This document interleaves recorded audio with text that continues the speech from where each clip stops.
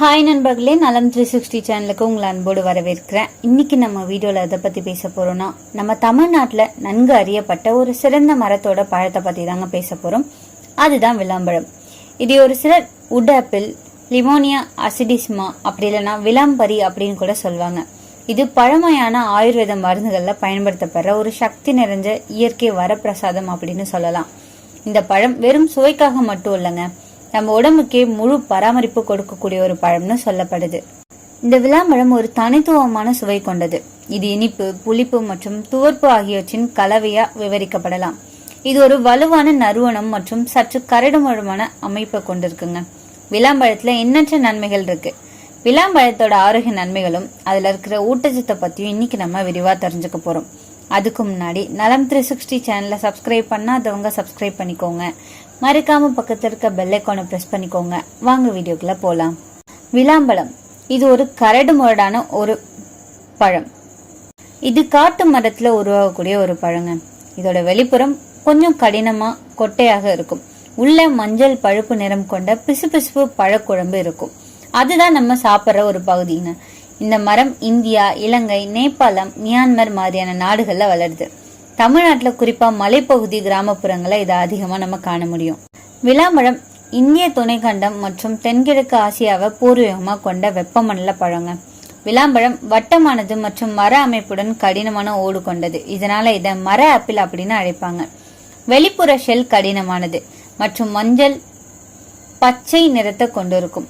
இது பழம் பழுக்கும் போது பழுப்பு நிறமா மாறும். கடினமான ஓட்டின் உள்ள ஆரஞ்சு அல்லது மஞ்சள் நிறத்துல ஏராளமான விதைகளை உள்ளடக்கிய ஒரு மென்மையான நறுமணம் உள்ள சதை அதுல இருக்குங்க. விளாம்பழம் ஒரு தனித்துவமான சுவையை கொண்டது. இது புளிப்பு, இனிப்பு மற்றும் துவர்ப்பு ஆகியவற்றின் கலவையா விவரிக்கப்படலாம். இது ஒரு வலுவான நறுமணம் மற்றும் சற்று கரடுமுரடான அமைப்பை கொண்டிருக்கு. விளாம்பழத்துல எண்ணற்ற நன்மைகள் இருக்குங்க. விளாம்பழத்தோட ஆரோக்கிய நன்மைகள், ஊட்டச்சத்து விவரத்தை பத்தி இப்ப நான் சொல்றேன், நோட் பண்ணி வச்சுக்கோங்க. கலோரிகள் 120 கலோரி, புரதம் 3.5 கிராம், கார்போஹைட்ரேட்டுகள் 20.8 கிராம், நார்ச்சத்து 4.6 gram, calcium 190 milligram, phosphorus 230 milligram, இரும்பு 1.6 மில்லிகிராம், சோடியம் 190 மில்லிகிராம், பொட்டாசியம் 308.43.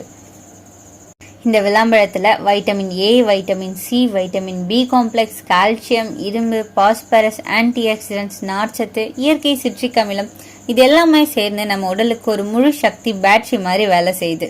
இந்த விளாம்பழத்தை நம்ம ரெகுலரா சாப்பிட்றதால செரிமானம் மேம்படும். விளாம்பழம் செரிமான அமைப்புல அதோட நன்மை பயக்க விளைவுகளுக்கு அறியப்படுதுங்க.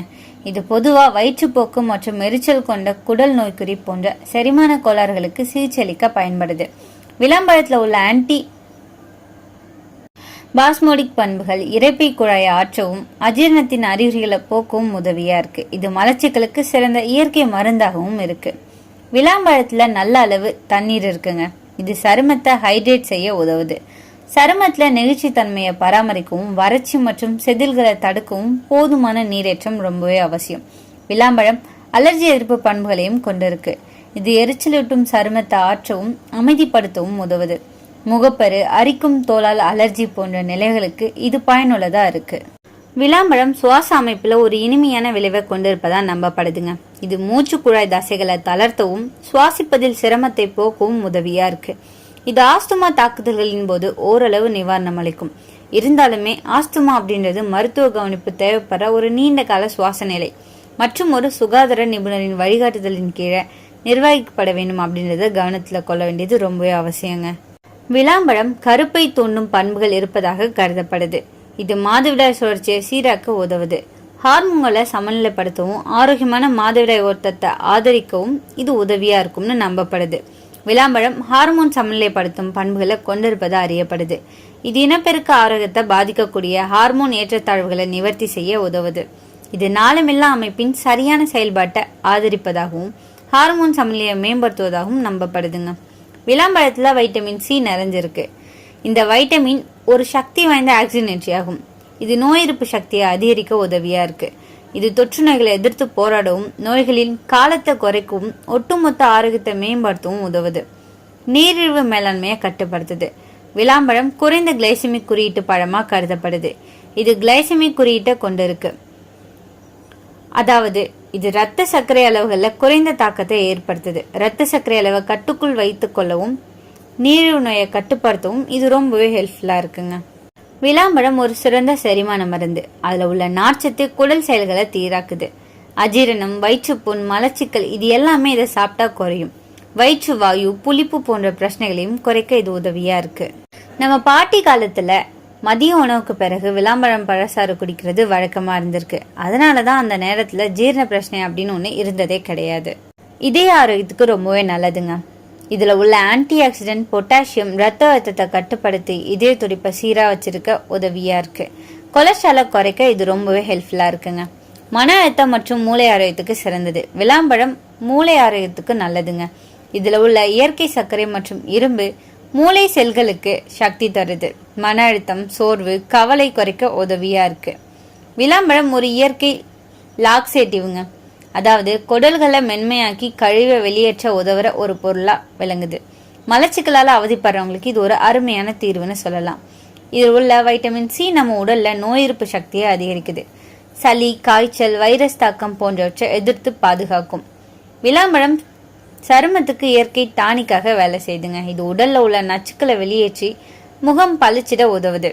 முடி வளர்ச்சிக்கும் முடி உதர்வை தடுக்கவும் உதவியா இருக்கு.